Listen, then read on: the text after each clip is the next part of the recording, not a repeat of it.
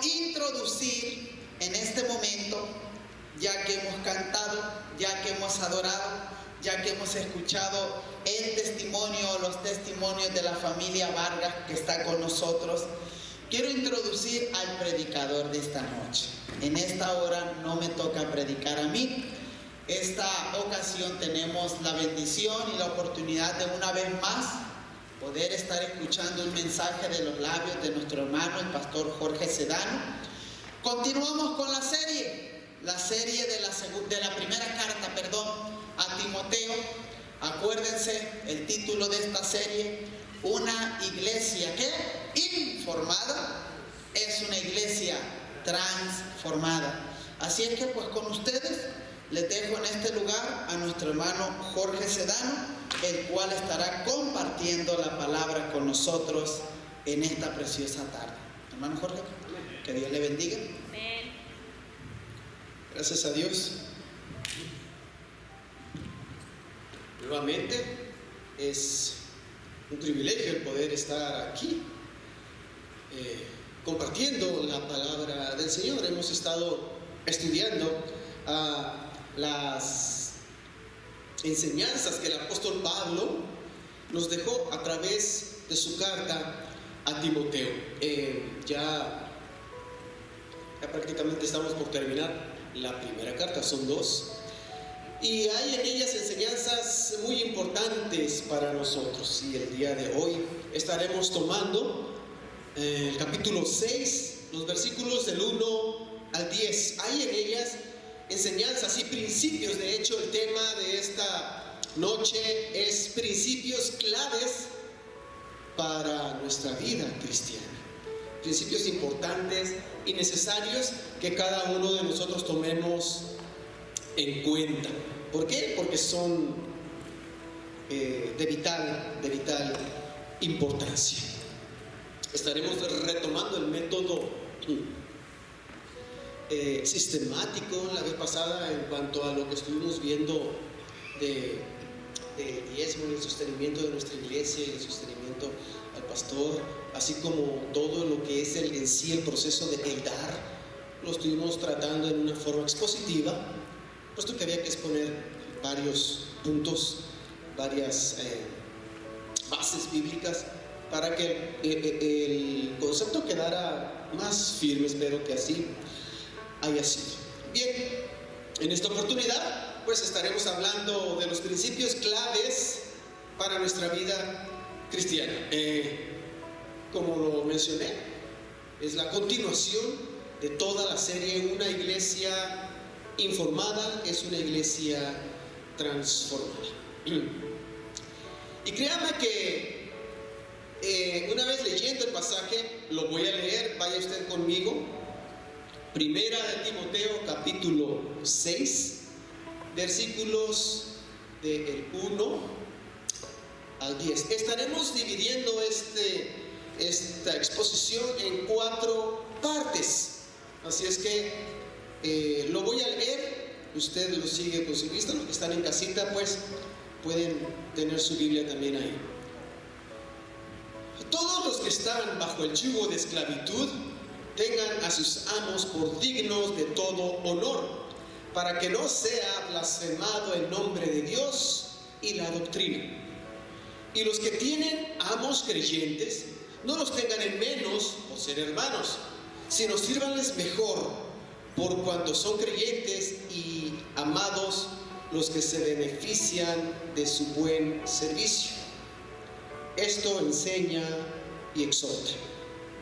Si alguno enseña otra cosa y no se conforma a las sanas palabras de nuestro Señor Jesucristo y a la doctrina que es conforme a la piedad, está envanecido, nada sabe y delira acerca de cuestiones y contiendas de palabras, de las cuales nacen envidias, pleitos, blasfemias, malas sospechas, disputas necias de hombres corruptos de entendimiento y privados de la verdad, que toman la piedad como fuente de ganancia.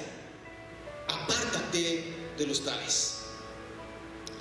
Pero gran ganancia es la piedad acompañada de contentamiento, porque nada hemos traído a este mundo y sin duda nada podremos sacar. Así que teniendo sustento y abrigo, estemos contentos con esto. Porque los que quieren enriquecerse caen en tentación y lazo y en muchas codicias necias y dañosas que hunden a los hombres en destrucción y perdición. Porque raíz de todos los males es el amor al dinero, el cual, codiciando algunos, se extraviaron de la fe y fueron traspasados de muchos dolores. Este es el pasaje que estaremos estudiando el día de hoy. Les dije que lo dividiremos en 4 partes. La primera parte será cómo ser un esclavo y ser un cristiano. Quizá en este contexto, bueno, no aplicaría puesto que ya la esclavitud no existe. Pero no estamos hablando de la esclavitud como forma de vida en sí, sino como una forma de servicio, de ofrecer un servicio, o inclusive, en nuestro caso, como un empleo que podamos tener, de cómo nosotros podemos desarrollarnos como empleados. ¿Por qué? Porque dependemos de un trabajo, dependemos de alguien que nos da trabajo, dependemos de un negocio que tenemos que llevar adelante y tratar con personas. Así es que, ¿cómo podemos ser en el contexto bíblico, o cómo en el contexto bíblico, cómo podían actuar los esclavos de aquel tiempo? Ellos quizás estaban en un problema mucho más difícil que nosotros hoy. ¿Por qué? Porque la esclavitud era algo común y había muchos esclavos que ya habían aceptado al Señor Jesús en su corazón y habían inclusive ya iniciado una vida cristiana, pero seguían en ese yugo de esclavitud. Y podríamos decir, esto es completamente contradictorio, porque se supone que al venir a los pies del Señor, pues somos libres en Él. Amén. Pero ¿cómo un esclavo podía decir soy libre en Él si aún seguía dependiendo o siendo, digámoslo así en el contexto, propiedad de una persona a la cual le tenía que servir? Y había cierto riesgo en estos esclavos, porque lamentablemente su situación era muy difícil. Pero quiero que entremos a un poco de historia, no tan profunda tampoco.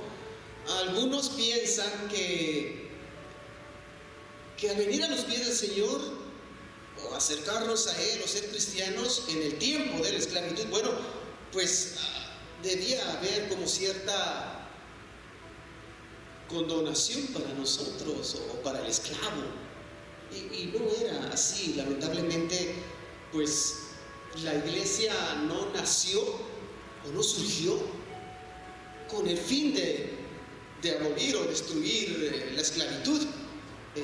No nació para rebelarse, ni mucho menos.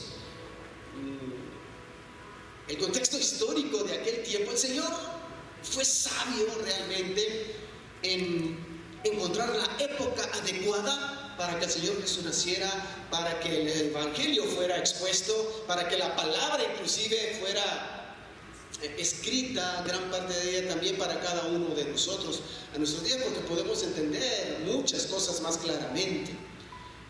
Todo el contexto cultural, económico, político se había puesto de tal manera para que la iglesia surgiera. Ahora, como iglesia, les decía, no surgió con la finalidad de abolir la esclavitud, porque el contexto político en el que vivían era de un imperio. Había millones de esclavos en este imperio. ¿Se imagina usted si todos los esclavos a la vez se rebelaran por la incitación de la iglesia, por ejemplo? Hubiese habido una masacre, porque parte de la consigna que tenían es que si un esclavo se rebelaba, lo que se tenía que hacer con él era aniquilarlo, dar una enseñanza para los demás que se quisieran rebelar. Tenían que ser castigados. De tal manera que un esclavo cristiano no podía tener como que el permiso de actuar de esa otra manera. Si la iglesia hubiese actuado así, hermanos, de verdad que hubiera habido una masacre masiva. Inclusive el prestigio de la iglesia hubiese caído a tierra, porque no fue el propósito con el que la iglesia fue llamada. Viviéramos en un descrédito total con la iglesia. Sin embargo, no fue así. No podemos tampoco anular el sentido de que gracias al Evangelio, a la enseñanza de nuestro Señor Jesucristo, que se introdujo en el mundo a través de la iglesia primitiva y de todos aquellos primeros hombres que salieron a esparcir el Evangelio, y a través de los siglos, hoy en nuestros días podemos decir que la esclavitud se ha eliminado sin que hubiese violencia. Violencia me refiero a esa magnitud. Obviamente en el proceso de que se aboliera la esclavitud, pues hubo, en cada uno de los países que existía, hubo violencia, pero la iglesia salió triunfante de ello, y muchos de los esclavos cristianos pudieron tener por fin la libertad deseada. Miré hace no mucho tiempo una película acerca de esclavos de color específicamente, y que los patrones o los amos llamaban a predicadores, y que, porque la mayoría de ellos eran creyentes y eran cristianos, ¿y sabe qué pasaje les hablaban? Específicamente les decían: háblales del versículo 1 y 2 de 1 Timoteo. Y ellos tenían que decirlo de esa manera, así. Si alguno tiene un amo, o aquel que está bajo el yugo de esclavitud, tenga a sus amos por dignos de todo honor. Y créanme que los esclavos cristianos en aquel tiempo decían: ¿cómo puedo yo tener a mi amo en un grado de honor alto si me maltrata? Más cuando la mayoría de los amos pues no eran cristianos. Ahora, cuando el esclavo era cristiano, corría el riesgo de tener como cierto concepto de ese, puesto que yo ya soy hijo de Dios y soy salvo, y este inicuo incircunciso que se llama ser mi amo no merece mi total obediencia ni mi servicio. Entonces podía haber en su corazón cierta arrogancia al creerse, digamos, más que su amo en el sentido espiritual, porque decía: yo soy hijo de Dios, soy salvo, no, o sea, yo me voy a ir con el Señor y seguramente se va a pudrir en el infierno, y qué bueno que eso suceda. Entonces había ese tipo de sentimientos entre el esclavo de aquel tiempo. También había la otra parte, aquel que tenía a un amo cristiano. También había el riesgo, porque podríamos decir que cuando un esclavo tenía a su amo cristiano, podría ser tentado a tomar ventaja de esta situación al hablar: oye, hermano, si tú y yo somos hermanos, ¿por qué no aminoras mis cargas o mi trabajo? ¿O por qué no me das un trabajo? Digo, no sé, si hay muchos que no son cristianos, esclavos que no son cristianos, ponme a mí sobre ellos para yo supervisarlos, o cosas así. No trataban. Podría correrse el riesgo de querer tomar ventaja de esa situación, o podría tratar de conseguir un trato con mayor consideración, puesto que no tan solo eran amo y patrón ya, sino que eran hermanos en Cristo. ¿Cómo podía un amo cristiano actuar para un esclavo cristiano también, si de todas maneras aquel que estaba en esclavitud tenía que cumplir con sus responsabilidades? Es decir, la igualdad espiritual no borraba las diferencias civiles. En el plano cristiano eran hermanos, pero en el plano civil eran amo y esclavo, y tenían que vivir de esa manera. Créanme que es algo difícil que comprender que aunque eran hermanos, el esclavo tenía que seguir tomando su posición de esclavo y estar sumiso a su amo y servir. Inclusive el consejo que podríamos recibir aquí es: sírvanles mejor, dice el apóstol Pablo, sírvanles mejor. Ahora bien, trayéndolo esto a nuestro contexto, ya no somos esclavos, entre comillas. ¿Por qué? Porque dependemos lamentablemente de alguien para trabajar, a menos que la persona tenga una empresa, un negocio, pero aún así depende de muchas otras cosas. ¿Cómo un empleado en nuestros días, ya no llamémosle esclavo, sino un empleado, cómo un empleado puede actuar hoy en nuestros días? Ha habido muchos versículos bíblicos que de alguna manera se han malinterpretado o se han tomado diferente al decir: oh, yo te pondré por cabeza y no por cola, dice la palabra del Señor. Y se considera que si uno es el patrón y otro es el empleado, que si uno es el que paga y otro el que extiende la mano para recibir, o sea, ¿quién es la cabeza? ¿Quién es la cola? Y podemos decir: bueno, es que el Señor me ha puesto por cabeza y tengo que hablar, es: ¿tienes trabajo para mí? ¿Me puedes dar trabajo y estirar la mano para que te paguen? Entonces, hay ocasiones en que este tipo de situaciones nos colocan en una posición difícil, porque al igual que los esclavos en aquel tiempo, los cristianos, muchos cristianos de hoy en día, pueden considerarse superiores a los demás, y no sucede así, ¿sabe? Vuelvo a repetir, la igualdad espiritual no va a quitar las diferencias civiles. Si yo necesito de alguien para que me dé trabajo, pues debo de ir y pedir trabajo y rendir lo mejor que pueda en ese trabajo. Créanme que no hay cosa peor para una persona. Y fíjense bien, hay muchos cristianos que tienen negocios. Y algunos, queriendo ayudar a su hermano, contratan específicamente a personas cristianas. Pero ¿sabe usted que yo he tenido pláticas con estos patrones y dicen: me arrepiento de tener puros cristianos en mi trabajo? Inclusive cuando van a contratar a alguien más: oye, hermano, ¿tienes trabajo para mí? Y le tienen que decir no. ¿Por qué? Porque el cristiano lamentablemente toma ocasión para ser más flojo, para ser más irresponsable, para justificar el hecho de que no cumplo completamente con mi trabajo, de que de alguna manera pues no soy lo que debiera ser. Y el patrón cristiano se desilusiona de ello. Cuando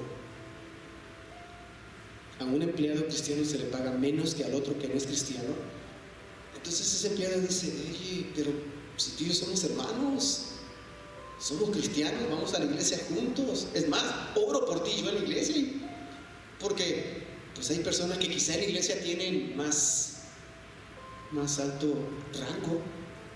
Fíjese, yo estaba como pastor en una iglesia y estaba trabajando para una persona que era miembro de la iglesia.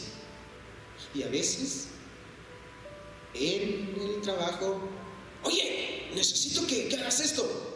Y yo no miraba así como decía: ¿por qué me habla de esa manera? Soy tu pastor, no me tiene que hablar así. Pero tenemos que entender que estábamos en un campo diferente.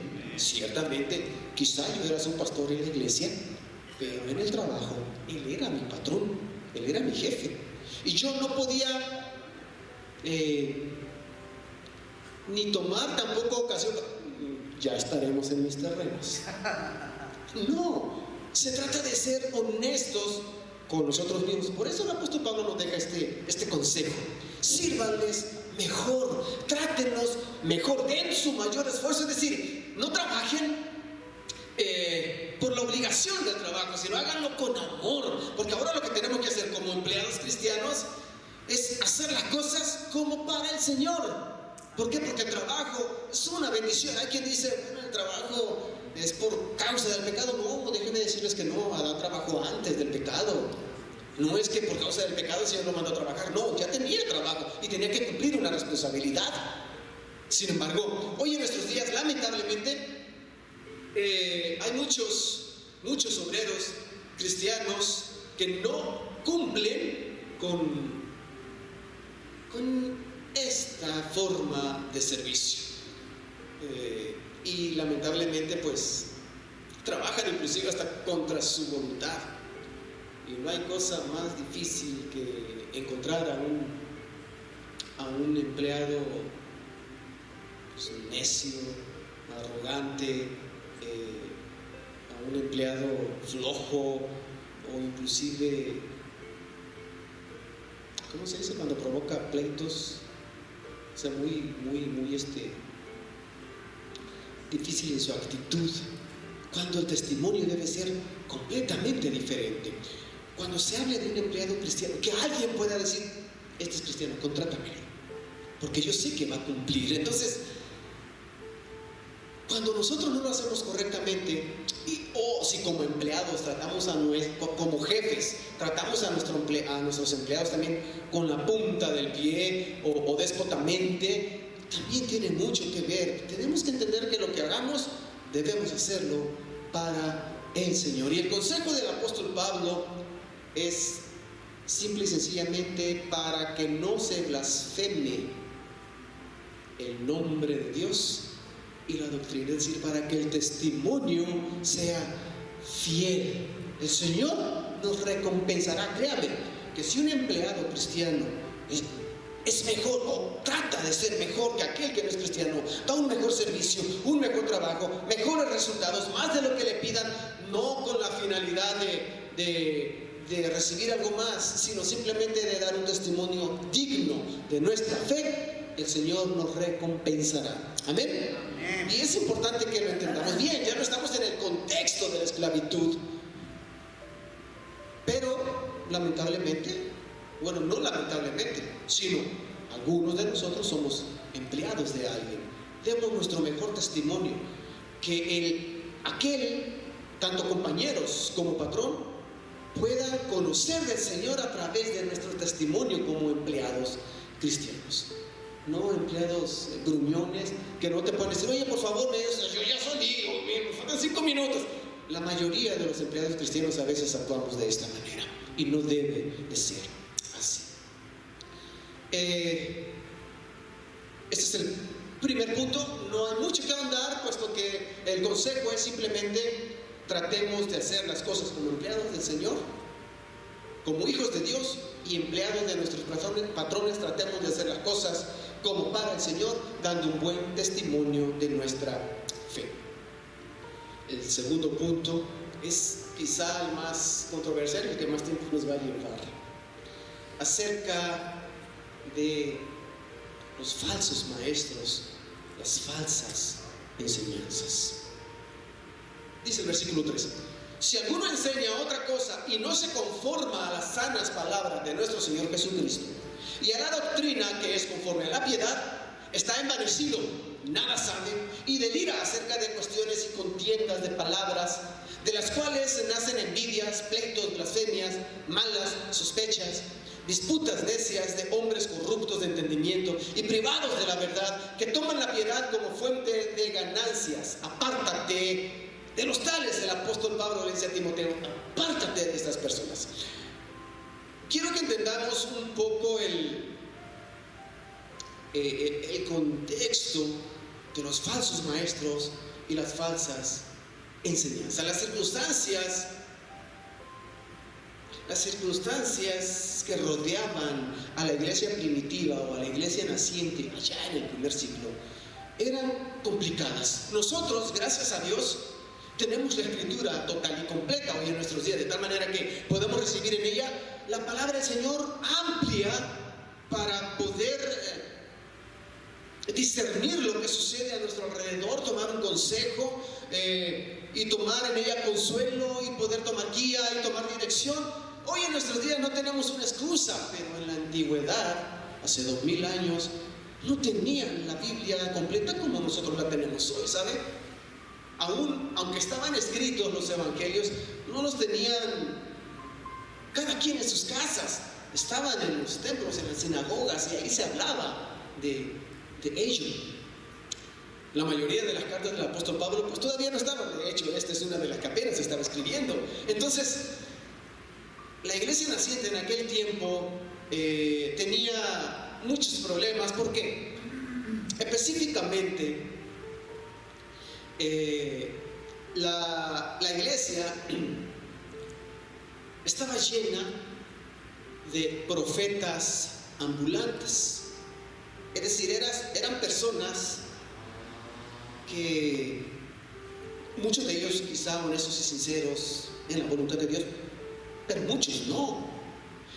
Y estas personas, estos profetas ambulantes, iban de iglesia en iglesia. Ahora recordemos que en aquel tiempo no había templos todavía, inclusive eran muy pocas las ciudades que ya podían tener un templo, y la mayoría de las iglesias se reunían en casas, pero obviamente tenían comunicación y sabía que en tal casa era un lugar de adoración para el Señor. Muchos de los que podían tener un poco más de propiedades pues armaban un lugar para que ahí se reuniera la iglesia del Señor, y estos profetas llegaban. Ahora, la iglesia en nuestros días hoy pues ya está un poco más organizada, ya tiene más reglamentos, direcciones, etcétera. Una persona entra por la puerta ahí y dice: yo soy profeta del Señor, y no porque lo diga va a pararse aquí, va a decir lo que quiera. Hay ciertas líneas que tiene que seguir antes de poder estar aquí parado, ¿no? Para empezar, pues el pastor lo ve, lo mira, lo saluda, me dice: ¿tú quién eres? Bueno, es que mira, yo vengo de México, yo soy pastor en la iglesia. Ya, no, pásale aquí, predica.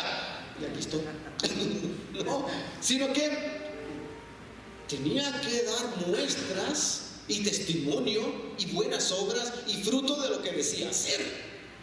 Sin embargo, este tipo de organización que tenemos hoy no existía en aquel tiempo. Así es que llegaba una persona que decía: yo soy profeta del Señor, y a los 5 minutos estaba aquí adelante hablando. El contexto cultural en aquel tiempo, sobre todo en las regiones en las que predominaba la cultura griega, era algo similar, ¿sabe? Había personas que se les llamaba sofistas, y estos sofistas se encargaban de hablar, de vender filosofía. Era su negocio. Eran personas que hablaban mucho, llegaban a una ciudad, se paraban en cierto lugar y empezaban a hablar. Los griegos eran muy dados a la palabra hablada. Entonces cualquiera que pudiera tener la capacidad de hablar demasiado, pues atraía a las multitudes y empezaba a hablar. Y había muchos que se creaban inclusive ya fama. Y hay muchos nombres en la antigüedad de personas famosas que se dedicaban a esto. Se reunían, y algunos ya famosos ya llegaban a una ciudad y ya les apartaban el teatro de la ciudad para que ellos se pararan ahí y poder hablar, y la gente iba a escucharlos. Algunos decían: ok, yo estoy aquí, ¿de qué quieren que hablemos? Y tenían la capacidad de: ok, hablemos de tal cosa, y ellos desarrollaban el tema muchas veces sin fundamento, sin base, simplemente hablaban y hablaban y hablaban, y las personas eran llenas de toda clase de basura y del conocimiento que en aquel tiempo había culturalmente. Y la iglesia no era la excepción para esto. Entonces, muchos de estos profetas ambulantes no eran honestos y sinceros, y simplemente se dedicaban a hablar y hablar y hablar y hablar. Y en muchas de las palabras que decían había enseñanzas que no eran correctas. Ahora, ¿cómo discernir en aquel tiempo si una enseñanza era correcta o no? Porque aún se estaban estableciendo las bases para la naciente iglesia. Hoy en día ya podemos hablar de: esa es una falsa doctrina. Ya la identificamos. Debiera ser así. Muchos aún no lo hacen. Pero en aquel tiempo no. Y la iglesia naciente pues batallaba, o bien se paraban allí y decían: bueno, saben, hemos descubierto que el Señor Jesús es Dios. Amén, decían todos. Él es Dios total y completamente. Amén, y levantaban sus manos. Él no es humano. Amén, decía ya la mitad. Entonces muchos hablaban de que Jesús era solamente Dios y no era un ser humano, que lo que los apóstoles o los que convivieron con el Señor no miraban en sí un cuerpo humano, miraban a un tipo holograma, lo podíamos ver así, una imagen que pues, no era en sí humana en su totalidad, o sea, era un espíritu que se dejaba ver, era solo Dios. Y esta doctrina empezó a tomar fuerza en la iglesia naciente, ¿saben? Y muchos decían inclusive, por eso Él pudo soportar el sacrificio de la cruz del Calvario, porque realmente al no ser humano, pues no sentía dolor. La sangre que corría por Él era una sangre ficticia para representar un sacrificio, pero realmente Él no sintió dolor, no sufrió, obviamente pues no murió y por consecuencia pues no resucitó. Y muchos saben que eran atraídos por esta doctrina. Y a eso me refiero yo cuando digo que en aquel tiempo no había como especificaciones para que cualquier persona llegara y se pudiese parar al frente simplemente a hablar porque dijera que era un profeta. No era así. Entonces, este trasfondo cultural llevó a la iglesia a ser llena de falsas enseñanzas. Y es aquí donde el apóstol Pablo se quiebra la cabeza todo el tiempo. A los Gálatas les escribe: ¡oh, Gálatas insensatos! ¿Quién los fascinó? ¿Quién les dijo algo diferente? Que habiendo empezado por el Espíritu, ahora terminas por la carne. ¿Qué pasó con ustedes? ¿A quién le prestaron atención? ¿Por qué? Porque el apóstol Pablo fundaba una iglesia, estaba ahí 1 o 2 años, y a la que sigue se iba y dejaba a alguien allí. Y muchos de esos aliens quizá también eran fascinados por este tipo de cosas. El que una persona, y créame que aún en nuestros días, aún hoy en nuestros días, usted ve a una persona que habla y habla y habla y habla, e inclusive se sabe la Biblia de memoria. Oiga, en una ocasión llegó un anciano a nuestra iglesia, fue llevado por un hermano de la iglesia, y estaba allí hablando, y a mí me sorprendió que de 3 palabras que decía la Biblia, en el capítulo 4, en el Evangelio según San Juan, capítulo 4, versículo 3 dice, y tú lo repetías así, según Timoteo tal, y mató tal, y Zacarías, y te decía todo, y dice yo, usted no me va a quitar el puesto aquí de volada, dije yo, porque se sabe toda la Biblia.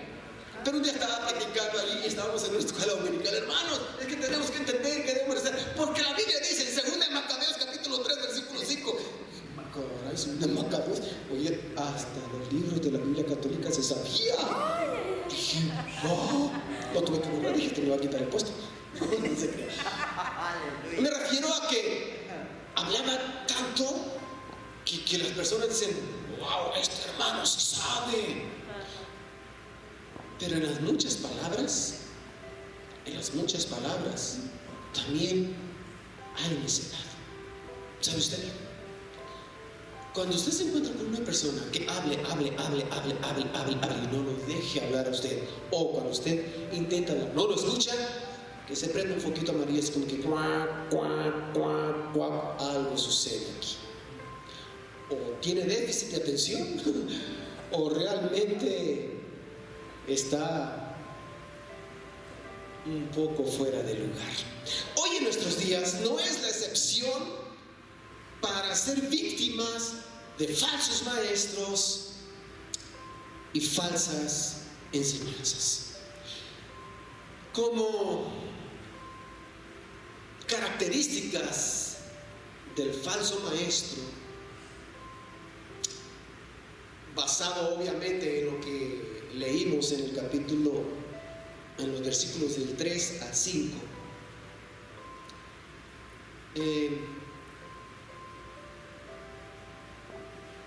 dice el versículo 4, hablando de que si alguno enseña otras cosas, versículo 3, si alguno enseña otras cosas y no se conforma a las sanas palabras de nuestro Señor Jesucristo y a la doctrina que es conforme a la piedad, dice el versículo 4, está envanecido. Y esta es la primera característica de un falso maestro. Está envanecido, es decir, el envanecimiento o la presunción son una característica que debemos nosotros de aprender a ver en un falso maestro, en una persona que habla solamente de sí mismo o de lo que él sabe nada más, o de lo que él sí ha estudiado y él sí sabe. Es una característica clara de un falso maestro. Yo tomé algunas notas, se las voy a leer también, y créanme que la mayoría de estas notas es la misma Biblia, nada más que tomada de otras versiones.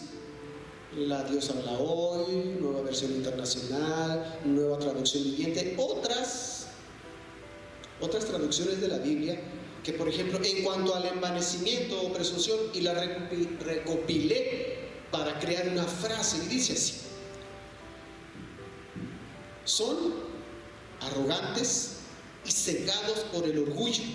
Su deseo no es presentar a Cristo, sino hacer alardes de sí mismo y exponer solo sus puntos de vista. Solamente lo que él dice. Ahora, esto lo podemos ver no tan solo en una persona, sino aún en las diferentes organizaciones que hay. Yo me he encontrado con iglesias o personas de esa iglesia que me han dicho así tajantemente: es que entiende que solo nosotros tenemos la verdad. Y no hay cosa peor para identificar a un falso maestro, una falsa enseñanza, que diga: somos los únicos que tenemos la verdad. Porque no es así. La verdad se encuentra en una sola persona, porque así lo dijo: yo soy el camino y la verdad. Entonces la verdad está únicamente centrada en la persona de nuestro Señor Jesucristo, y es Él el que nos va a guiar a una doctrina sana, a una enseñanza sana, y a poder desechar todo aquello que va a transgredir esa sana doctrina. Así es que la primera característica es el envanecimiento o la presunción, arrogantes y cegados por el orgullo. La siguiente característica: no sabe nada y delira acerca de cuestiones y contiendas de palabras, dice el versículo 4. No sabe nada y delira acerca de cuestiones y contiendas de palabras. Lo que le seduce son las especulaciones abstrusas y recónditas. Abstrusas es de difícil comprensión, y recónditas es que aparentemente están muy escondidas en la palabra, y que esta persona tiene la capacidad de descubrir el hilo negro de cualquier frase que se dice en la Biblia y sacar de ella una enseñanza única que nadie más ha hecho. Entonces, cuando dice no sabe nada, es simple y sencillamente porque le falta entendimiento y tiene el deseo enfermizo, dice, de cuestionar el significado de cada palabra y crear discusiones y contiendas sobre ellas. Es decir, una persona que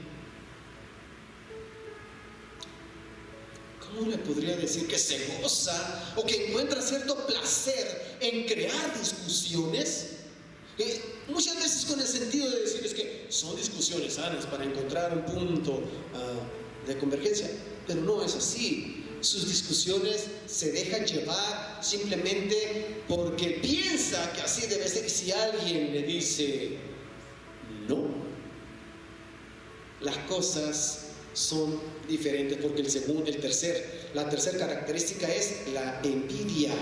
Es decir, siempre se está comparando con los demás para buscar ser él el único que sabe más. No hay cosa más difícil que encontrarte en una persona que esté equivocada y que crea que está bien. Lamentablemente hay muchas personas así, ¿saben? Un hermano de nuestra iglesia en México dice: bueno, es que son personas que están equivocadas, pero están sinceramente equivocadas. Son sinceros en su corazón, ¿sabe? Son sinceros. Dice, pero están sinceramente equivocadas. Y sabe, esto puede pasar, esto puede suceder. Una persona que esté sinceramente equivocada. ¿Por qué? Quizá porque no ha sido enseñado correctamente, o quizá él mismo construyó un concepto que no está del todo sentado en la palabra, y aunque considera que eso es verdad, cuando tiene la oportunidad de que alguien le exponga, una persona sincera, cuando alguien le expone un punto de vista distinto a lo que él está exponiendo, le puede decir, ¿en serio? Y uno le puede decir, sí, yo pienso que es así. Y esa persona, cuando es sincera, dice, no lo había visto desde ese punto de vista. A ver, dime más. Y uno empieza a hablar de la palabra, y esa persona puede decir, cuando dice la frase clara, decir, entonces yo estaba equivocado. Esa persona tiene la oportunidad de aprender y del Señor revelarle en su corazón las cosas más importantes. ¿Por qué? Porque cuando una persona es sincera, el Señor la va a dirigir y la va a llevar a personas a que le digan la verdad. Usted ha leído, por ejemplo, en la Escritura el caso de Apolos. Apolo era un predicador, era griego, no era judío, por lo tanto no tenía completamente el contexto de lo que significaba la vida cristiana. ¿Quién le haya hablado? No sé. ¿Cómo haya sido salvo? ¿Sabe? ¿Cómo él haya aprendido la palabra? ¿Sabe? Sin embargo, él hablaba. Y quizá era uno de estos profetas ambulantes que llegaban y hablaban con honestidad en su corazón. Pero no todo lo que decían era verdad o era sano. Entonces, la misericordia de Dios es tal que dos personas, Priscila y Aquila, los llaman. Yo cuando era niño creía que Priscila y Aquila eran dos hermanas. Era así. Los llaman aparte y le exponen, dicen más claramente la palabra. Y Apolo, yo creo que habrá dicho, oh, ustedes están mal, yo me voy. No, él pudo entender, pudo aprender, pudo dirigirse de una manera más clara. La sinceridad de su corazón lo llevó a realmente tomar la palabra tal y como es. Amén. Tan así que el apóstol Pablo lo menciona y decir, yo sembré, Apolo regó. Es decir, lo estaba considerando como que yo los llevé al Señor. La enseñanza que recibieron fue de Apolo. Y no dijo mala enseñanza, ya era otro Apolo, ya era un hombre transformado en el conocimiento de la verdad. Una cosa es ser salvo y otra cosa es tener el conocimiento de la verdad. Y eso es lo que cada uno de nosotros, en lo que cada uno de nosotros nos debemos preocupar. Ciertamente la salvación es importante, es esencial. Más adelante vamos a hablar de ello. Pero el conocimiento de la verdad no es discutible, no es cuestionable. No puede ser un buen cristiano teniendo una falsa doctrina. Es imposible, es difícil. Sin embargo, la misericordia de Dios va a ser tal que te va a llevar a ponerte, a confrontarte ante lo que tú crees o piensas, ante la verdad, como en el caso de Apolo. Y la persona que es honesta y sincera lo acepta, lo recibe, lo vive y lo enseña de esa manera. El falso maestro solamente hay en su corazón envidia, decir yo soy el único que sé, yo soy el único que dice la verdad, y aunque alguien le exponga otro punto de vista, es tal su arrogancia que dice no, y se cierra a ello. Créanme que hay muchas personas de este tipo en nuestros días hoy, y tenemos que ser en esto sabios. Cuarta característica, pleitos. Cuando no puede ganar en una discusión, lanza insultos a la posición teológica de su oponente y aún a su carácter. En cualquier discusión, el acento de su voz es el de la enemistad, no el del amor. Pleitos. Hay personas que simple y sencillamente contienden, que simple y sencillamente crean discusiones, que se enfrentan a alguien simplemente porque, a ver, quiero que me digas si yo estaba trabajando, recuerdo en un trabajo, y había una persona allí que trabajaba también, y me dice, oye, ¿tú eres cristiano también? Le dije, sí, y yo siempre le digo esta frase, por gracia y misericordia de Dios, sí. Oh, qué bien, me gustaría hablar contigo. Yo pensé, perfecto, quizá necesite no sé, claro que sí, dame 5 minutos, salgo a comer y charlamos. Ok, ya me estaba esperando ahí con Biblia en mano, de estos que usan la Biblia de este tamaño. Dije, yo me voy a dar con esa Biblia y me va a noquear. Nos sentamos a comer y ¡pah! Se abre la Biblia así, tan grande y pesada que ¡pah! Pegó en la mesa. Quiero hablarte la verdad de la palabra. Le dije, bien, gracias. Le dije, pero yo conozco la verdad de la palabra. Le digo, en todo caso, pues yo te recomiendo que si lo que quieres es hablar de la palabra, pues hables con el que no conoce del Señor. Que si tú quieres que platiquemos, bueno, platicamos. No, pero es que quiero que me des tus puntos de vista. Y empezó a sacar temas, y en cualquier tema que él sacaba, y dice, bueno, la palabra nos dice así, y yo, pues, en cuanto a lo que hemos visto, es así. No, para todo me decía que no. Simplemente era pleito, y no tan solo me decía que no, sino que me señalaba con su dedo huesudo y torcido y me decía, estás mal. Y yo cada vez me senté pequeño y decía, bueno, este me va a comer aquí. Dije yo, cualquier rato cierra la Biblia y ¡pua! Yo le dije, ¿sabes qué? No se trata de las diferencias doctrinales que tengamos, le digo, sino de llegar a la verdad a través de la palabra. Lamentablemente, cuando no somos guiados por el Espíritu Santo, ¿sabe? La misma palabra mal interpretada nos puede confundir. Y cuando a una persona con esta clase de características en su corazón y con una palabra mal interpretada, que él mismo la haya mal interpretado, que así se la hayan enseñado, y con esa arrogancia, con esa envidia y con ese pleito en su corazón, ¿cómo la puedes hacer entender? Sus palabras eran fuertes. Llegó a decirme con estas que le digo así con su mano tenebrosa, me dice, tú no deberías llamarte cristiano. Santo Dios, dije yo.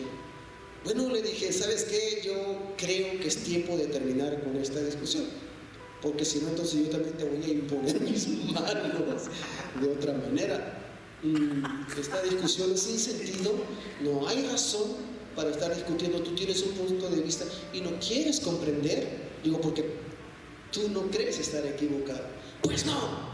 Entonces, si no crees estar equivocado, yo tampoco lo considero. Sin embargo, le digo, desde lo que yo creo en el Señor, lo que me está diciendo a través de la palabra, no es lo correcto, porque no es así. Las falsas enseñanzas que todo el mundo recibe, los pleitos, es decir, el provocar polémicas, discusiones, es el provocar más que nada enemistades contra los demás. Son de las personas que andan con su Biblia bajo el brazo y nadie se les puede acercar. A unos vecinos que tienen y se hacen a un lado, lejos de atraer, por el amor del Señor, ahuyentan por la tradición del Señor Jesús. Pues lo hizo notar mucho a través de la vida y desarrollo, desempeño, actitud de los fariseos. Los fariseos eran específicamente así. No nos vamos a detener ahí, continuamos.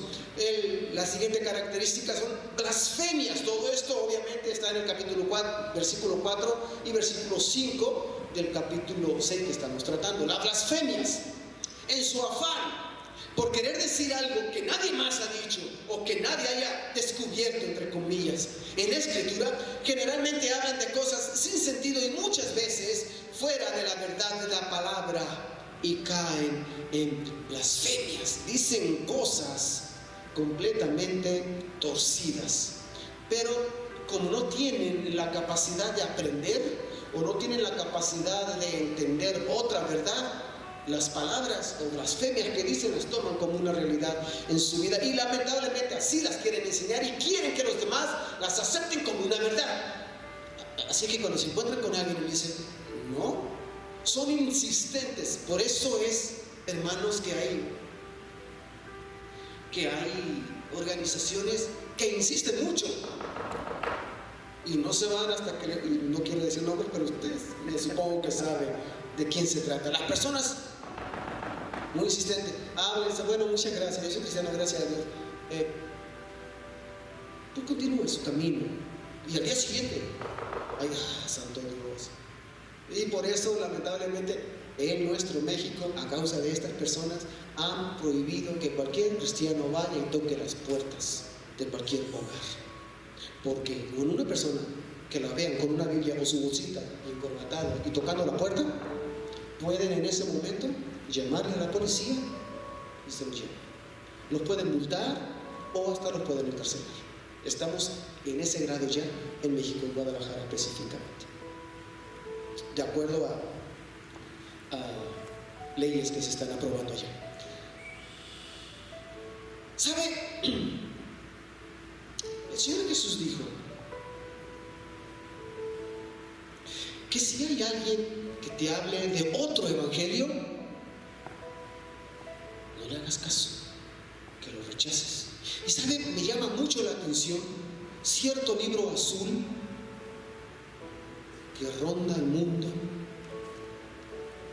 expuesto también por personas con corbatas, con un sign aquí que dice su nombre y su posición, con mochilita atrás, y a veces en bicicleta, a veces caminando. Ya lo conoces tú también, ¿verdad? Ese librito azul que se llama el libro de ellos, en la parte de abajo dice precisamente así: el otro evangelio. Cuando yo tuve por primera vez un libro de esos en mis manos, mis ojos se fueron precisamente hasta esta frase: si el Señor me dice, cualquiera que te hable de otro evangelio, no lo escuches. Hay un libro en mi mano que dice específicamente el otro evangelio. ¿Qué debo yo hacer? ¿Cómo es posible? Como ministros tenemos que conocer los diferentes puntos de vista de las diferentes doctrinas que hay allá afuera para poder tener también un conocimiento, para poder también tener una defensa de nuestra fe de manera clara y poder encontrar las cosas que no son verdad en ello. Yo me leí este libro y realmente no hay un sentido espiritual en todo el libro, ¿sabe usted? He leído libros de otras organizaciones que lo estoy leyendo y hasta sueño me da porque no me llaman la atención, no tienen interés, porque no tienen sentido. Y lamentablemente hay muchas personas que quizá no sean de ese, porque estamos hablando específicamente de nuestro círculo evangélico, de personas que aún siendo salvas o teniendo al Señor en el corazón, hablan blasfemia. Vuelvo a repetir, que puede ser que sí hayan sido enseñadas o que tengan este concepto equivocado o malinterpretado, que cuando se encuentran con la verdad pueden aceptarla y cambiar, y cuando no, son personas necias. La siguiente característica es malas sospechas. Sospecha de todo aquel que no esté de acuerdo con él, tachándolos, increíblemente, tachándolos de falsos maestros. Imagínense a un falso maestro tachando a alguien contrario a él que le dice la verdad, tacharlo de falso maestro. Pues es increíble, pero sucede, ¿sabe usted? Le digo, a mí me dijeron, no deberías ni siquiera de llamarte cristiano, cuando la persona que me estaba hablando estaba completamente en un error, pero no lo quería entender. Entonces, sospecha de toda persona que no esté de acuerdo con él, que no le quiere escuchar libremente, ¿sabe? Hay personas que buscan y cuando alguien dice, ¿sabes qué? No creo que lo que me estés diciendo sea correcto, sea verdad, se quedan así como, entonces ¿tú quién eres? A ver, dame tus puntos de vista, y empiezan a especular, a sospechar, malas sospechas de estas personas. Disputas necias, esa es la siguiente característica. La causa de su amargura es la exaltación de su ego, y cuando éste no es satisfecho, se enfrascan en discusiones sin sentidos que caen en la necedad. Disputas necias, discusiones necias, pleitos necios tan solo porque su ego no es satisfecho en relación a lo que está diciendo. Son personas que les gusta que les aplaudan y que les digan, es cierto lo que estás diciendo. Cuando se encuentran a personas así, siempre los atraen y tratan de hacer un grupo con ellos y los mal enseñan. Había una persona, vecino nuestro, que esto se encargaba, y nos habló, se enteró por otros vecinos que éramos cristianos y que estábamos como pastores en una iglesia, y así, necesito hablar con usted. Dije, ¿qué? Hablemos. Y empezó a darnos su punto de vista. Le dije, no, hermano, espérame, no es así. Mira, de acuerdo a la palabra, es así. Me dijo, no. Entonces, ¿qué estás haciendo aquí? ¿De qué quieres que hablemos? Entonces, yo no tengo así como que mucha paciencia para decirme, no, que mira, que no, que no, estoy bien. O sea, no te voy a hacer cambiar, ¿verdad? No aceptas de parte del Señor la oportunidad de poder conocer la verdad. No, estoy aquí. Punto. No podemos enfrascarnos. ¿Por qué? Porque son nocivos, ¿saben? Y lamentablemente en esto, aunque no había amistad entre nosotros realmente, éramos vecinos y eran amigos de otros vecinos, hermanos nuestros en la fe.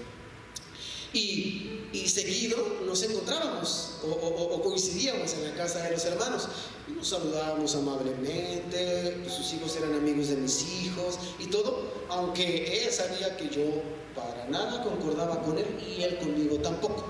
Pero tampoco se trata de crear enemistades. Al final esta persona se fue de la ciudad, compró un terreno allá lejos y quiere que la gente se vaya, tipo ¿cómo se le llama a aquellos? Menonitas. Ajá, así, retirado, sin tener contacto con el mundo, porque todo en el mundo contamina. Todo, absolutamente. Entonces, lamentablemente, ese tipo de cosas. Y se crean esas disputas necias. La siguiente característica es que son hombres corruptos de entendimiento. Tiende a considerar cualquier discrepancia o diferencia o cualquier crítica de sus puntos de vista como un insulto personal, pues tienen la mente corrompida. Es decir, su cabecita ya no da para más. Y como cristianos tenemos que aprender a analizar esta clase. Son características que el apóstol Pablo da de los falsos maestros en aquel tiempo, que llegaban a las iglesias e intentaban dar sus puntos de vista y muchas de las veces eran de esta forma, y no es diferente en nuestros días, ¿saben?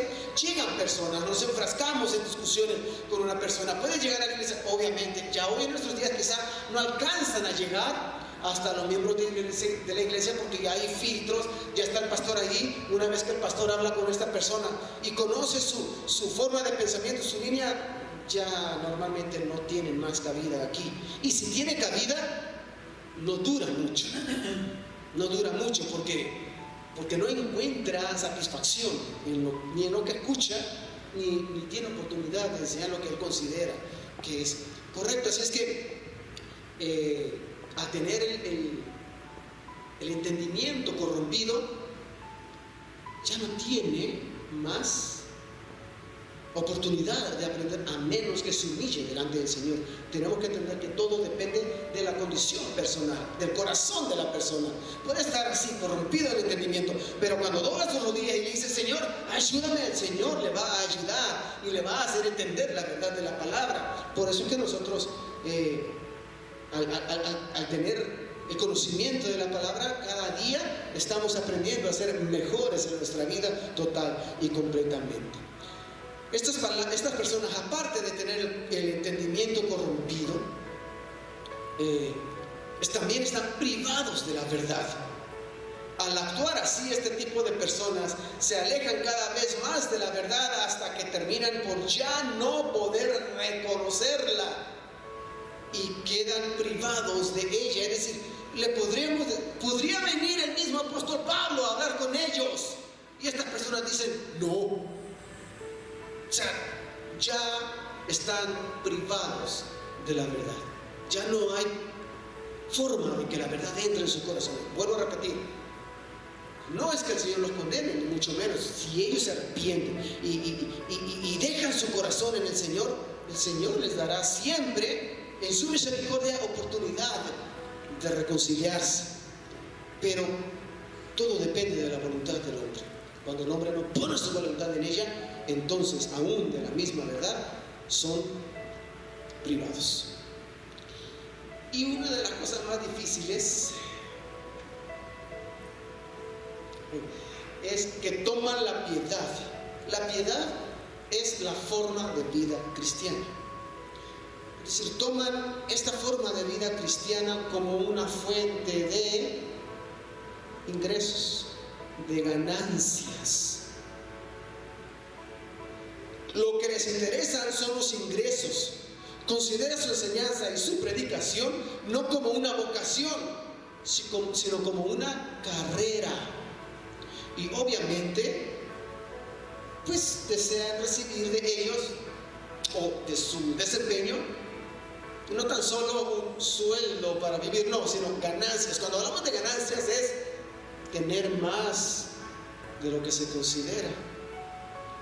Y hay muchas iglesias, entre comillas, sanas en el mundo, que lamentablemente tienen falsos maestros y falsas enseñanzas, y que sus pastores están cómodos. Creo que los últimos 2 sermones que he dado, específicamente el penúltimo, que hablamos del diezmo, del dar, del cómo, hay personas que toman ocasión para enriquecerse. Y yo les decía, cuando una persona, un pastor, un líder en la iglesia, el que está predicando, este falso maestro, tiene una vida más cómoda que la de sus miembros, no una luz amarilla, una luz roja. Ojo, algo aquí no está bien. Ciertamente la palabra de Dios dice que el obrero merece su salario, es verdad. Pero el motivo de su trabajo debe ser el servicio a Dios y a su congregación, y no con la finalidad de ganancias privadas. Su pasión debe ser no recibir, sino dar y darse en el servicio de Cristo y de sus semejantes. Cuando un pastor tiene este corazón noble de servir y de darse, y que no se limita a la hora que le llamen, a donde lo llamen, el tiempo en el que lo llamen, y que se da en su corazón y que se preocupa y ora por su congregación, que derrama lágrimas por el bienestar espiritual de sus hermanos, el Señor premia esa condición. Y la iglesia debe de ser sabia en poder sostener a un pastor con este corazón noble, y no a personas que lamentablemente, solamente porque tienen la facilidad de palabra y pueden manipular a los demás. Porque ¿sabe usted que hay personas que tienen la capacidad de que con sus palabras manipulan las acciones de las personas? Por esa razón, en México, nosotros como pastores se nos tiene prohibido hablar, y yo me imagino que en cualquier lugar, no sé, aunque aquí he visto que se involucran mucho, hablar de política en las iglesias o con los miembros de la iglesia. ¿Por qué? Porque hay muchos miembros en la iglesia también que entienden que todo lo que su pastor les diga debe ser verdad. Así es que cuando el pastor les dice, no votes por ese, vota por el otro, se dejan llevar. Entonces, nosotros no podemos hablar de política dentro de una iglesia, porque se considera que se tiene como que ese poder de manipulación, de poder cambiar el concepto de una persona. Y ciertamente hay muchas personas que se dejan manipular, y no debe ser tampoco así. Parte de una sana enseñanza, yo les digo a mis hermanos en la iglesia, y lo digo siempre, cuando yo estoy diciendo algo, usted a fuerza tiene que tener su Biblia abierta, porque tiene que estar entendiendo que lo que estoy diciendo está en la palabra, y que si en la palabra yo estoy diciendo algo que de alguna manera se desvía o toma otro camino, usted tiene todo el derecho de levantar su mano y decirme, pastor, espéreme tantito, ¿es correcto lo que me está diciendo? Y yo le puedo decir, claro que sí, pero es que mire, la palabra me dice, y mientras usted me diga, la palabra me dice otra cosa, un corazón noble debe de decir, lo estoy diciendo mal o estoy actuando mal. El que dice, no, es más, no me interrumpa, no es correcto. Todo pastor sano debe de decir, decirle, lo que estoy diciendo está en la palabra. Y si usted ve que no está en la palabra, dígamelo. ¿De acuerdo? Eso es lo que debe de ser pastores, que simplemente hablan y hablan y hablan y las personas escuchan. Yo no estoy de acuerdo en que simplemente estén leyendo lo que está allí, cuando le ponen la escritura. Más cuando hoy en nuestros días hay muchas versiones de la Biblia y que muchas de esas versiones no son del todo correctas, ¿saben? Pierden el sentido espiritual de lo que la Biblia realmente quiere decir, con la finalidad de hacerlo en un lenguaje más actualizado, se pierde el sentido. Y aún en ello tenemos que ser sabios. No todas las versiones de la Biblia son sanas. ¿Estamos de acuerdo en ello? Y tenemos que tenerlo en claro. Ahora bien,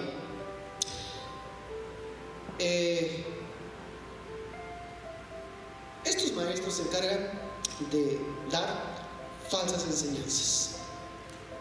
¿Qué son las falsas enseñanzas? Desde mi punto de vista, y lo he compartido así con hermanos, amigos pastores, con mi hermano Leo, el pastor, y cuando hay un espíritu común entre nosotros, ¿saben?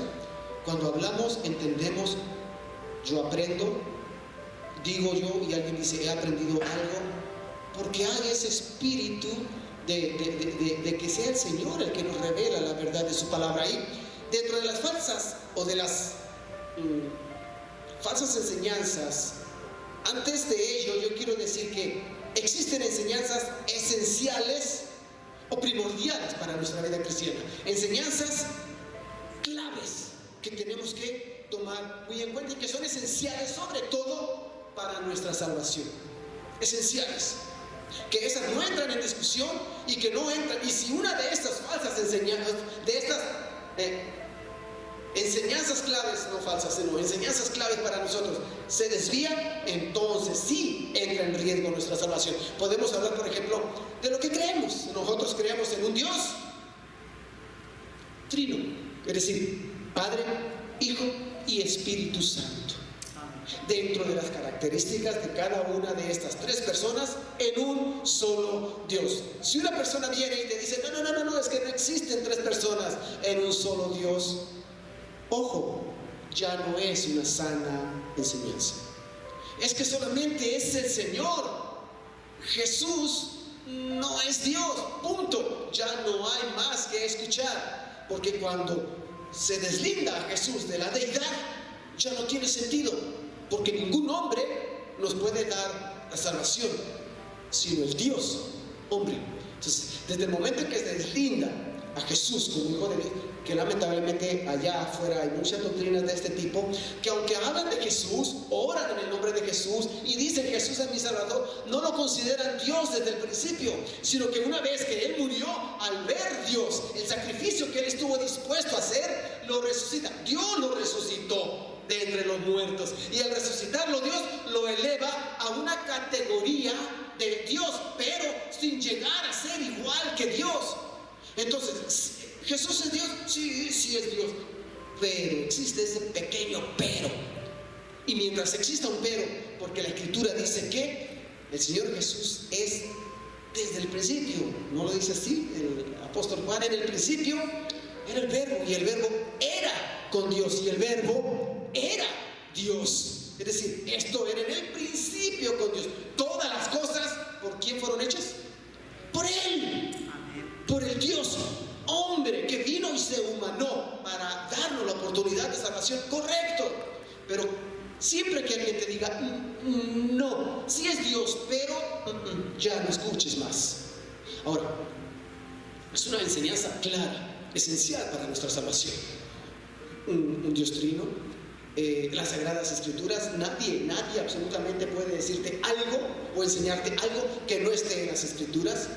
Podemos tener en las Escrituras temas como la expiación, esencial para nuestra salvación, el arrepentimiento. Sin arrepentimiento no hay perdón de pecados. La justificación, la regeneración y la adopción, que es el proceso espiritual que se produce en el nuevo creyente para poder llegar a ser y ser llamado hijo de Dios, que el pastor dice, a veces les preguntamos en la congregación, ¿sabes tú qué es la justificación, la regeneración y la adopción? No sabemos. Son enseñanzas esenciales para nuestra salvación. Lo que llamamos como nuestra santificación es esencial, porque dice la Biblia, sin santidad nadie verá al Señor. Entonces debemos de buscar de ser santos en nuestra vida. Conceptos como la segunda venida es esencial también. Si no creemos que el Señor vendrá por nosotros, ¿qué estamos haciendo aquí? ¿No? Podemos hablar también de la resurrección, el juicio, el destino, que son conceptos que tenemos que entender y aprender en nuestra vida y que son esenciales. Este tipo de enseñanzas son esenciales, no son negociables y no entra un pero en cualquiera de ellas. Simple y sencillamente no, porque son indispensables para nuestra salvación. Entonces tenemos que considerar que hay enseñanzas esenciales como estas que les acabo de mencionar, y hay otras enseñanzas que, aunque son importantes, pues no son tan esenciales para nuestra salvación. Hablando, por ejemplo, del bautismo. Ciertamente dice la Escritura que el que creyere y fuere bautizado, este será salvo. Sin embargo, el bautismo no es esencial para la salvación, porque ha habido personas que se han convertido al Señor y no han tenido la oportunidad de bautizarse. ¿No son salvas? Claro que sí, porque lo que nos hace salvo es el sacrificio del Señor Jesús en la cruz del Calvario. El bautismo, le digo, aunque es una enseñanza importante, porque viene en consecuencia a la obediencia de nuestra fe. Es decir, tenemos que obedecer. Vives una vida cristiana, pasa un año, pasa 2 años, oye, ¿no te bautizas? No lo considero necesario. Ahí ya, foquitos rojos.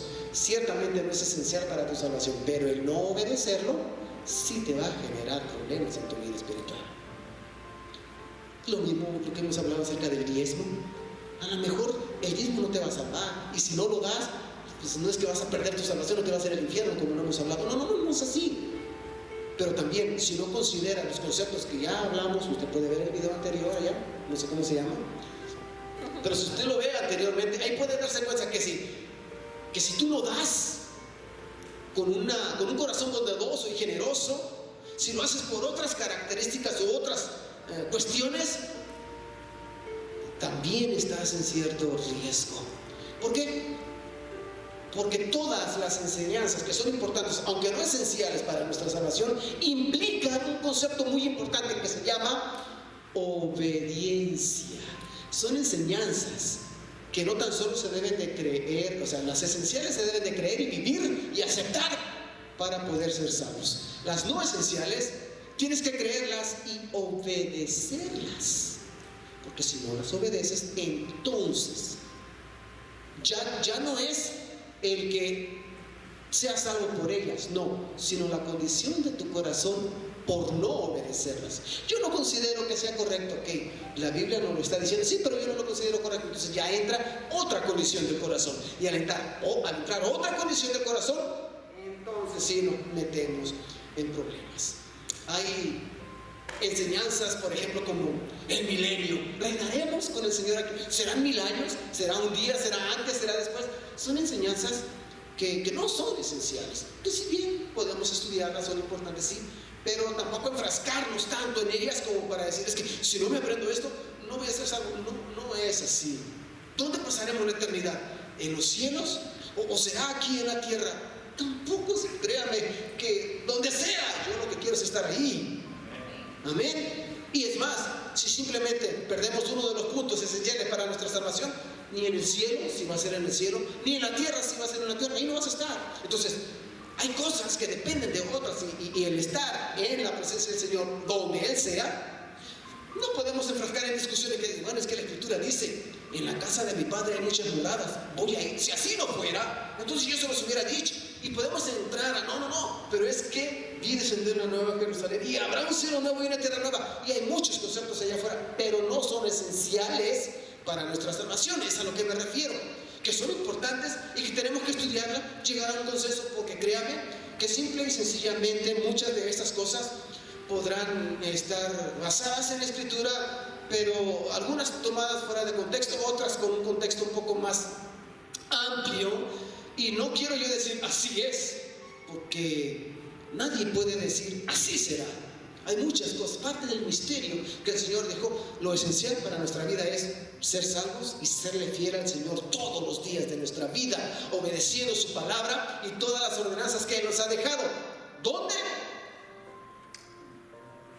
Donde sea. Hay quien dice, inclusive en el cielo o en la ciudad, en la Nueva Jerusalén, habrá como rangos. Los más fieles, los meros fieles van a estar en el centro de la ciudad, viviendo en condominios de lujo. Los que no tanto, pues les va a tocar allá, en las orillitas, en las casas de cartón de la periferia. A mí no me importaría vivir debajo de un árbol, pero que esté en la presencia del Señor. Amén. Que se basan en que habrá galardones y los galardones podrán en categoría a lo que cada uno desempeña. Bien, como lo interpreten, el hecho es que no es esencial para mi salvación. ¿Por qué? Porque al final el Señor dirá: buen siervo fiel, en lo poco fuiste fiel, en lo mucho te pondré. Entra al gozo de tu Señor. Donde usted quiera que sea, ahí será el gozo de su Señor. Y donde le toque, no le hace que esté en la casita de cartón, pero estará en la presencia del Señor. Amén. Esto obviamente es más chusco, sin embargo hay gente que así lo dice. Sin embargo, existen las falsas enseñanzas. Ok, ya miramos las enseñanzas esenciales, las enseñanzas que son importantes, y no quiere decir que las dejemos de lado, claro que no, pero no son esenciales para nuestra salvación. Sin embargo, sí implica que podamos obedecer muchas de esas ordenanzas. Pero existen las falsas doctrinas, las falsas enseñanzas. ¿Cuánto tiempo tengo? 5. Bueno, no vamos a terminar, ¿sabe usted? Es que son conceptos demasiado amplios. Bien, falsas doctrinas son todas aquellas enseñanzas que no tienen ninguna base o sustento bíblico, o tienen una mala interpretación bíblica. Pero más que una mala interpretación es que no tienen contextos bíblicos. Tomar un texto sin contexto y generar de él una doctrina no es saludable. Allá afuera, por ejemplo, se habla mucho del purgatorio. Y esa es una falsa, con todo el respeto, es una falsa enseñanza. La Biblia no habla de tal purgatorio, no habla de ello. No habla de que si tú mueres y las oraciones o los rezos de tus familiares acá te van a sacar del purgatorio. El purgatorio viene de la palabra purga, y una purga es una limpieza. Entonces, al llegar al purgatorio es el punto en el que todos tus pecados van a ser borrados, y por 9 días están orando y orando y rezando para nuestro que se voltea en el pecho. ¿Para qué? Para que por 9 días todos tus pecados sean limpios. Y una vez que todos tus pecados son limpios, entonces ya puede vivir como quiera. Fácil, puede vivir como quiera, el purgatorio te va a limpiar. Y por eso es que ancha es la puerta, dijo el Señor, y ancho y espacioso es el camino. ¿No es así? ¿Sabe usted que la mayoría de las religiones y sectas que existen en el mundo ofrecen una salvación después de la muerte? La gran mayoría.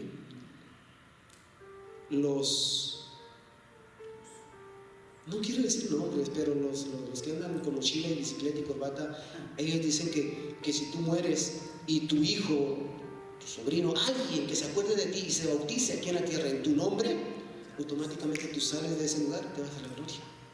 ¿Sí, ya moriste? Yo ya tengo contrato, hijo, bautízate con mi nombre. Y por si no, tú también. Por si te falla a ti. No es así. El purgatorio es otra forma de decir: ok, después de tu muerte, allá vas a ir a dar. No funciona de esa manera. El Evangelio es el único que dice que no, que todos aquí en la tierra, todos aquí en vida. Si no, no sucede. Falsas enseñanzas que lamentablemente están a nuestro alrededor, y muchas otras falsas enseñanzas. Una de las más populares en nuestros días es la prosperidad. Oh my God. Estamos hechos para vivir aquí como cabeza y no por cola. Que tenemos que reclamar las bendiciones que Dios tiene para nosotros. Imagínese usted la creación reclamándole al Creador: ¡dame! Ok, el hijo pródigo, ¿acaso al reclamarle a su padre y decirle: dame la parte de mi herencia que me corresponde? ¿Qué padre tiene la obligación de dejar la herencia a un hijo? Si lo hace es por amor, por misericordia y con la finalidad de que quizá no batalle tanto, pero no tiene derecho a ella, no se ha esforzado en ella. Y reclamar la herencia pues es una actitud de arrogancia, y lejos de alegrar el corazón de un padre, le entristece. Porque aunque tenga bienes, hay hijos que dicen: oye, pa, pues ya dame lo que me toca, ¿no? O sea, eso entristece. ¿Por qué dice el padre? Entristece el corazón del padre porque está diciendo: ni siquiera espera este ingrato que me muera. O sea, ya quiere que se lo dé. Eso entristece el corazón del padre. Imagínese usted cómo se sentirá el Señor en su corazón cuando un grupo de personas inconscientes se ponen a decir: reclamo las bendiciones para mí. ¿Quién eres tú para reclamarle al Creador? Y tendrán doctorados y serán lo que sean los que están predicando este tipo de cosas. Están mal delante de Dios. Y si quiere usted decirme algo, yo lo espero aquí para que me lo diga a mí. Está mal delante de Dios. Mucho más porque lamentablemente basan todo su concepto de vida cristiana en las posesiones materiales. Es decir, la bendición es sinónimo de signo de pesos. Está mal. ¿Por cuestión de tiempo? Pues, llevo la mitad apenas. Es que el pastor me da temas muy largos. A mí me gusta escudriñarlos bien y darles, no sé si me excedo o me mando ya. El pastor me dirá: oye, ya, cálmate. Si ya no me ve aquí, es porque dijo que ya no. Si me da chance otra vez, es porque aún nos falta. Vamos apenas en el versículo 6. No es cierto.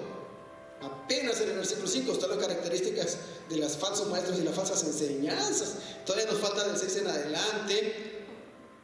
La corona del entendimiento es el siguiente punto. Y el peligro del amor al dinero es el cuarto punto. Nos faltan 2 puntos. Únicamente miramos lo que era la situación del esclavo y las características de los falsos maestros y las falsas enseñanzas. Y lo vamos a dejar aquí, esperando poder concluir en otra oportunidad este tema. ¿De acuerdo, pastor? Amén. Vamos a orar. Bendito Dios, yo te ruego, Señor, que esta palabra pueda ayudarnos a entender y a comprender y a estar alertas, Señor, para cuando estemos en peligro de un falso maestro o una falsa enseñanza, y que nuestra conducta como hijos tuyos pueda dar un testimonio claro de que tú nos has cambiado, nos has renovado, y que lo que hagamos lo hagamos para ti. Que tu palabra, Señor, sea un bálsamo para nuestros corazones, y ayúdanos a entender mejor tu palabra, a preocuparnos por aprender de ti, no en sí de las personas, sino de tu palabra y de los santos hombres que tú pones para nuestra enseñanza, Señor, sabiendo y considerando que serán sus obras o sus hechos los que nos darán la confianza de poder escucharles y la paz que tú des a nuestro corazón. Gracias te damos, Señor, y te rogamos que nos des la oportunidad de poder terminar este tema posteriormente. En tu nombre te lo rogamos, Dios. Amén y amén.